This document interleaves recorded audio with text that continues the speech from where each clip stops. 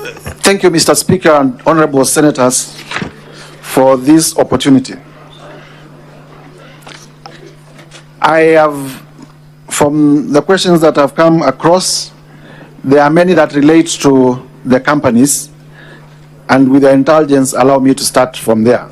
Senator Cheriot, Senator from Marakwet, and several senators have asked why I listed 21 companies and why I said I did not have an interest in some of them.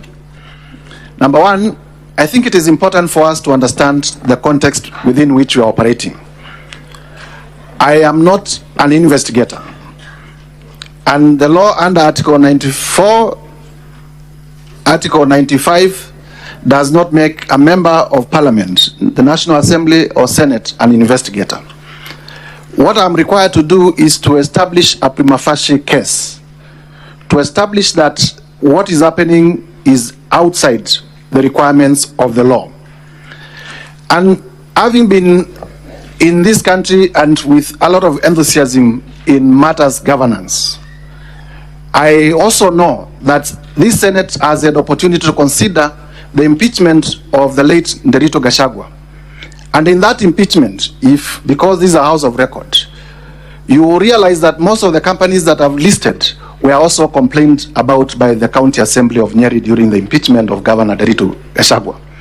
And the complaint was specifically that there was a brother to the late governor, and the brother is one Rigathi Gachagua, who was doing all the business in Nyeri County. And from that basis, therefore, I needed to expound to find out what these companies that had been complained about during that impeachment, what these companies that had been complained about in the Esther Minor decision in terms of money laundering had to do with the Deputy President and the things that I'm alleging against him. And it is on that basis that I listed these companies. I want to invite members of this Senate to also know that in doing this, it is not just about the direct evidence. It is also about the circumstantial evidence. It's also about the circumstances that led to where we are. That there are companies that were complained about doing business in Nyeri County. It came to this Senate. That the same companies were complained about doing money laundering, and a decision of the High Court by Justice Maina has been tabled before you. And today, we are complaining that the same companies are helping to do corruption and money laundering. And that's the reason why we bring those companies. Please notice that in an impeachment, because I've been asked about threshold, and I know you know about it, my work here is not to prove criminal liability. It is not to prove beyond reasonable doubt. My work here is not to prove civil liability, but to show political responsibility. And I have been able to do that. In terms of Vipingo Ridge, the question I want to invite honorable senators, and I request that you listen to me. I was told yesterday that Vipingo Ridge, the two sons of His Excellency the Deputy President, are mere directors, and that the shares are owned by the estate of the late Nderito Gachagua. But then you ask yourself, all of you here, you have children, why would my brother's children own my estate and not my children? Why would my brother's children be the ones who are directors in my estate and not my own children? If you die today, will your children be the ones being directors of your properties, or it is the children of your brothers? Don't you see this is suspicious? It is obviously suspicious. Number two, in law, and I want to challenge anyone. An estate, what is an estate? An estate is the totality of your belongings. So, can an estate own an estate? It is administrators. We would have expected that the executors in the estate who are named in the will are the ones who would have been named in the shareholding. And we know all these trick games that are being played around to hide ownership. And that, because I talked about circumstantial evidence, that is to be compared with the affidavit of Mr. Jomo in terms of how Jomo was approached to be proxy in buying the property, and how Jahenda, the question that has been asked, is the one operating the accounts. And we have been able to show that the same Jahenda, the same lady who works at the DP's office, is the same person who is the manager at the hotel and is the one who is operating the accounts. So I invite you to see the web of secrecy, the web of conspiracy. It is a web. And this is why I said these are white-collar crimes. They are done by intelligent people. Sometimes it becomes very difficult to get direct evidence, but in the totality of the circumstances, it points to money laundering and corruption. Let me now go to Senator for Nandi, my good friend Senator Cherangei. Thank you very much for the Bible verse. I'll keep on reading it, and every time I read it, I'll remember you. 5.2 billion worth. Did I ask for the worth declaration? I have said here I was not in an investigation journey.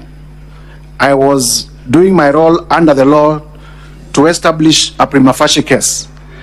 And the last I know, in terms of public declaration, because this has also been asked, the Deputy President, during the presidential debate, as a candidate for election, did declare that it was worth 800 million shillings. I have listed companies, I have listed suspicious transactions that lead me to the conclusion that it is now worth 5.2 billion shillings. The law on unexplained assets, because this is important. The law on unexplained assets is such that you are asked, you own this, please tell us how you acquired it. Because as far as we know, your legitimate income cannot support this. That is what I have done. I have listed properties that I have laid evidence that they are either directly or indirectly owned by the Deputy President. It is upon him, and this law is established, it is upon him to tell us where he got money to buy those properties, because in as far as we know, his legitimate sources of income do not support that income. Senator Kinyua, thank you for the question. Treetop Hotel is owned by KWS and therefore is a public institution. The expectation at law is that it should be, if it was to be leased, that needed to follow the Public Procurement and Disposal Act, and therefore would have expected an advertisement, a competitive process to leading to its acquisition and leasing to a private person. There is no evidence that that was done, and that's why I allege and I approved that the Deputy President used his office to influence the acquiring of Treetops Hotel, abuse of office. Whether we have had the opportunity to discuss with the children and the widows of the late Nerito Gachagua, please allow me not to comment on that, because there are requests also, as I said yesterday, that we keep certain matters that come to our knowledge during this process in secrecy. Senator for Samburu, the necessity of including the companies, I have said. The children of the children of Rigathi Gachagua, they are in, I think one is in his early 30s, the other one is in his late 20s. Whether there is an age limit for somebody to obtain a loan of 700 million, no, there isn't an age limit, but the guess, yours and mine, how many children of that age in the Republic of Kenya would have security enough to secure a loan of 600 million? Because to secure a loan of 600 million, the bankers tell us that you have to place property probably that is 10 times more in value than that. When did they acquire that property? Number two, it is not our evidence, and this is important for me to clarify, that Abadea's Safari Lodges was acquired through a loan. It is an explanation that we have discounted. He said that they obtained a loan of 600 million, but the only document that was produced is an offer letter for the loan. There is no evidence to show that the loan was granted. There is no evidence to show any charge on that loan. And therefore, it is our contention that that explanation is not conclusive. that explanation cannot suffice. And therefore, it goes back to the Deputy President to tell us where he got the 535 million, where he got the 143 million to buy those properties, because the loan is not substantiated. Senator, in terms of Olive Gardens, we have been able to show Julian Jahenda, the one managing the hotel and the one working in the DP's office, is one and the same person. Jomo, we bought the hotel on a promise that the Deputy President, the truth of the matter is that conclude, Honorable Mutuse. Jomo bought the hotel 2 minutes to as a proxy for the Deputy President. What problem do we have with refurbishment at the office of the Deputy President? We do not have a problem with the tender, we have a problem with the priorities. Kenyans today, and the Deputy President is talking about it, are crying about services. Is it a priority to renovate the office, or is it a priority to give water to the people of Kibwezi?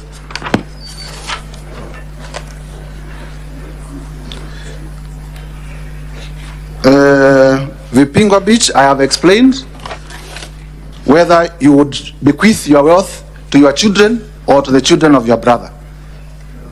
Senator of Meru, the property, there is an admission from the response by the DP that he actually owns a property in Meru, so I do not need to belabor that point. He has already admitted he owns a property in Meru, but he says he got a loan from one of the local circles. He has not produced evidence for that loan, and therefore, to my contention, that issue is already proved.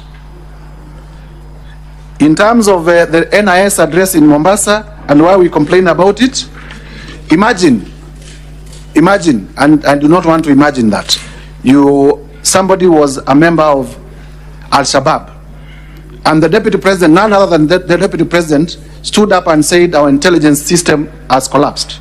Wouldn't that be the right time to strike? That is the risk that the country